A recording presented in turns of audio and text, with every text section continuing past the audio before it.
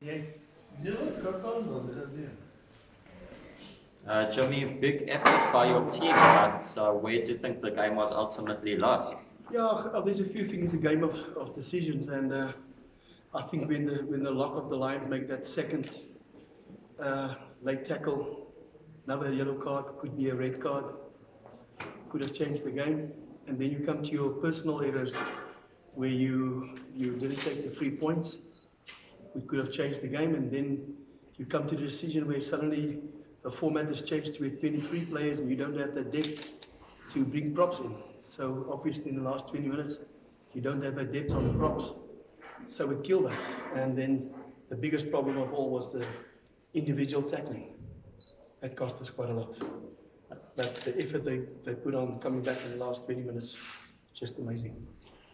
How did you see that try by Dosh Tomway? I mean, it was obviously for me it's difficult, but I think it was short in the first place.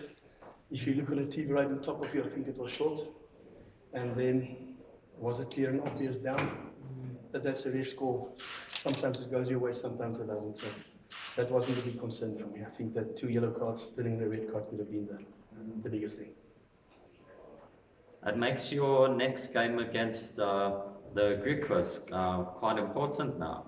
Yes, obviously you want to win too. If we could have taken this one, when you go on home games and you can take that, obviously that is a special one. If you get 5 points out, we've got the 1 bonus point.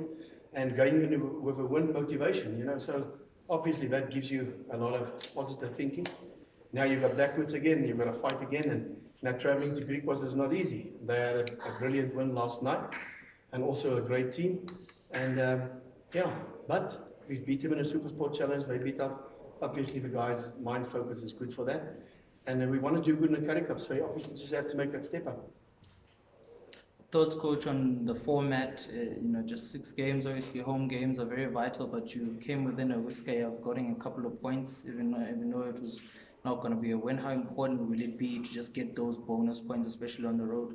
Yes, obviously every time if you can get a bonus points and then you can get away with 1 or 2 home games and then 1 away game, obviously still in there. But I think we play fairly good rugby. What went wrong on the defence, I don't know, but get the bonus points is obviously one of the most important things. In terms of fitness, how you assess the team, obviously coming off Super Sport Challenge? Right, that's what I said in the beginning. You're coming out of a Super Sport Challenge where you deal with rolling subs. And then the question comes in, changing that format to a 23 player. So as soon as it comes 23, you not deal with rolling subs anymore. And now you've got that 23, but you don't have that second prop that's in the same category as the first prop. And talking about it, I saw in the papers, VP is going to give the guys props and everybody's going to give you props, but you don't see the props. It's easy to say you give them, but then you have to pay for them. If you had the money, with buy them in the first place. So obviously that is a big concern. If it was still 23 and still rolling subs, you're used to rolling subs the whole time in the Super Sport Challenge. Coming to Super Rugby, coming to the Highveld, obviously it makes a big difference. But we had it, we're supposed to win it, we just let it go. And then just the format, sorry, not the format itself, but the whole dubbing the tournament as a development, a tournament. Thus far, it's shortened. Also, a lot of young stars are in the frame. How have you dealt with it, from the previous competition and also including these young stars in the frame? Yeah, I obviously would like it if it's a double round. And we always say if it's a double round and coming into the next round, you've got always a lot of injuries. If you could see today, we lost Cameron Lindsay and Hugo Klop was both 5 locks before this competition. So it's got a big effect on us. But obviously we think when it's a shorter round, we can do good because you don't have that problems after 10, 11 games, you get the injuries. But I think for rugby, it's important to have two rounds in the Currie Cup. Obviously home games, away games, and for the people, I think it's good. But developing youngsters, it's a great competition. If you can do what the big unions do, Super Rugby guys, bring in young guys they can learn from, them they can mold, they can. So yeah, obviously it's a great experience for all the guys. Jimmy, as you say, with Griquas winning last night, beating the Currie Cup champions, you guys coming here, almost like just right there to win this game. Do you feel that the smaller unions have closed the gap? How do you see the thing? Or do you think that you and Griquas will really be pushing for a semi-final spot this year? Yeah, obviously that's what both teams are working for. If we don't play the final in the Super Rugby Challenge, we won't compete in the Currie Cup. If we lose in the Super Sport Challenge, playing against under 21s, and then you want to come play in the Currie Cup, I mean, obviously you've got to rethink it. But that's why the Super Sport Challenge is very important for us to measure ourselves to see where we're going to. And I think we are a step up. It's difficult because the unions lost their Springboks. So you would like to measure yourself on that. But the biggest thing is if there's more money, you get more quality players. Now with the unions that can only cap a certain amount of players, you'll get that quality player from the big unions coming to your union, but obviously you still have to get the money. And if you look at Griquas and if you look at the Pumas, what do you sell? What do you sell? You sell free home games for suite owners. Who will buy a suite? How much will you pay for it? Who will invest money in a small union playing 3 games home, 6 games on TV? You're a franchise, but you don't get the money. And now you've got all those big players, they're coming from big unions.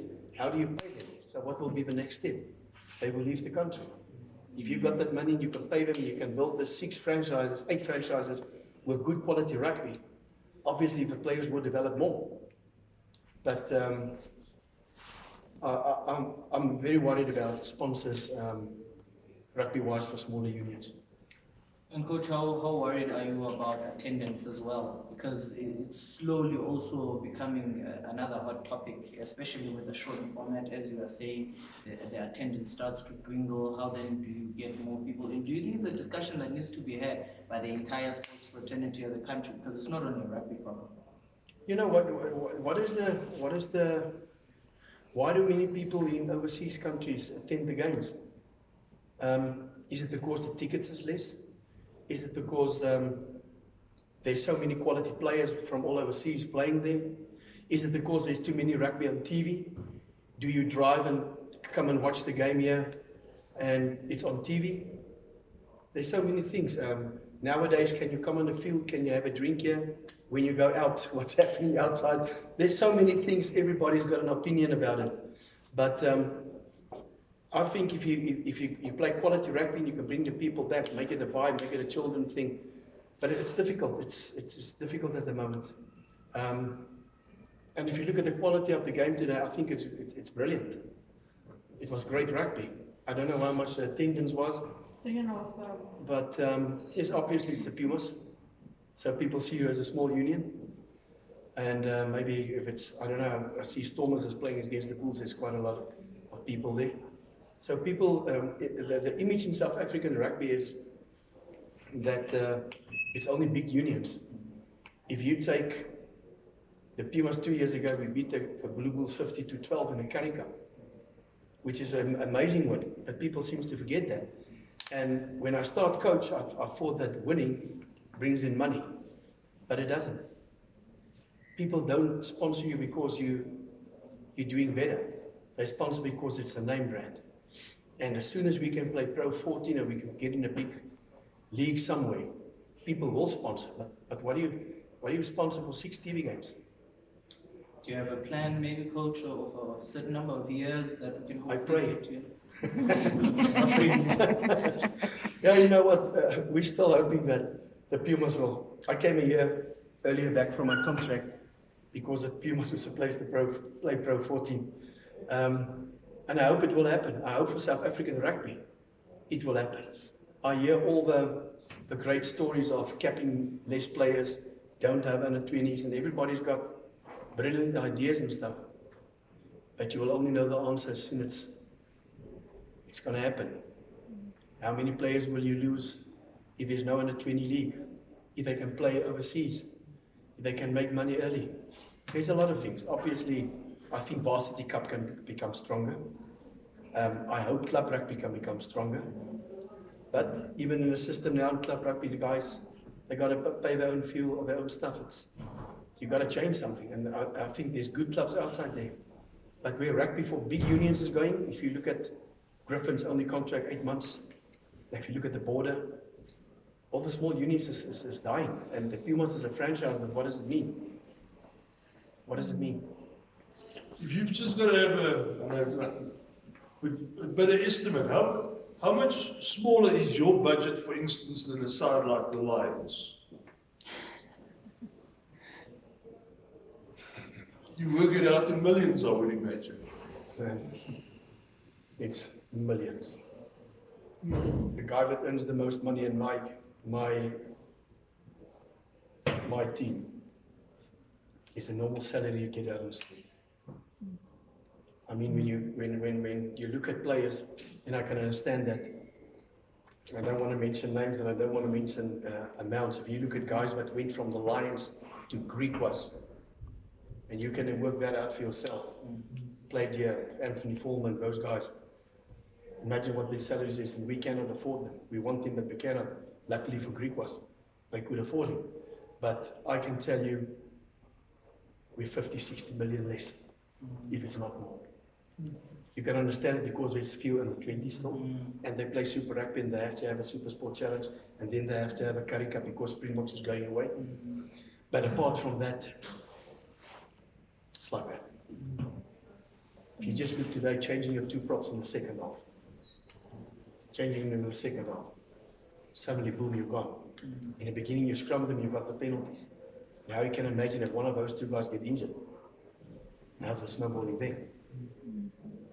And then you come back to the format that's been changed, and the guys changed it because they said, okay, we'll give you props.